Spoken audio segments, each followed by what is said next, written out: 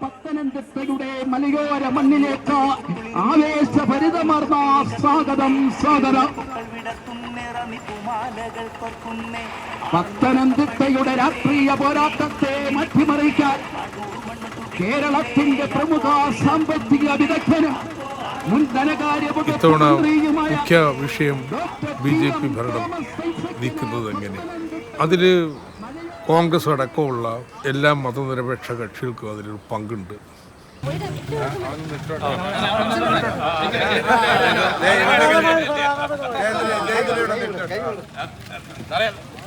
നിനക്കുള്ളതാണ് വിജ്ഞാന പത്തനംതിട്ട ഉറപ്പാണ് തൊഴിൽ. അതാണ് എൻ്റെ മുദ്രാവാക്യം.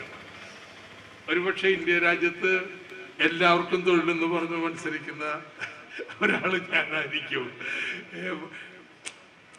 ഇതേ അസാധ്യമെന്ന് കരുതുന്ന പലതും സാധ്യമാക്കിയിട്ടുള്ള ഒരാളാണ് കേട്ടോ.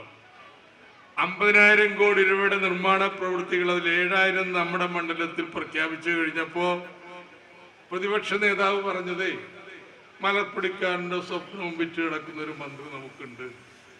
ഇപ്പൊ പറയും നമ്മുടെ തൊട്ടപ്പുറത്തെ പാലം, റോഡുകള്, ഇതൊക്കെ യാഥാർത്ഥ്യമായില്ലേ? അതുകൊണ്ട് എല്ലാവർക്കും തൊഴില് എന്നുള്ള മുദ്രാവാക്യം നമ്മൾ പത്തനംതിട്ട പ്രാവർത്തികമാക്കും. ഇന്ന് പത്തനംതിട്ട, നാളെ കേരളം. അതാണ് ബേസിക്കലി പത്തനംതിട്ട വേണമെങ്കിൽ പറയാം ക്രിസ്ത്യൻ ഹാർട്ട്ലാൻഡ് ആണ്. കേരളത്തിന്റെ കൺസർവേറ്റീവ് ആണ്, ആന്റി കമ്മ്യൂണിസ്റ്റ് ആയിരുന്നു. ഇപ്പൊ ആന്റി കമ്മ്യൂണിസം ഒക്കെ ഒത്തിരി പോയിട്ടുണ്ട്. പക്ഷേ പ്രാദേശിക തെരഞ്ഞെടുപ്പിലും എല്ലാം ഇടതുപക്ഷത്തിന് വോട്ട് ചെയ്യാൻ മടിക്കാറില്ല.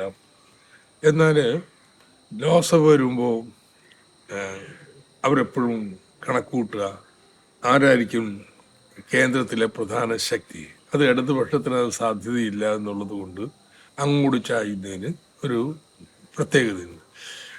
2 SC lower cast Pentecostal church, അവരിൽ നിന്നാണ് ലെഫ്റ്റിന്റെ മുസ്ലിം കമ്മ്യൂണിറ്റി ഹൗസ് വലിയ തോതിൽ പിന്തുണ വരുന്നത്.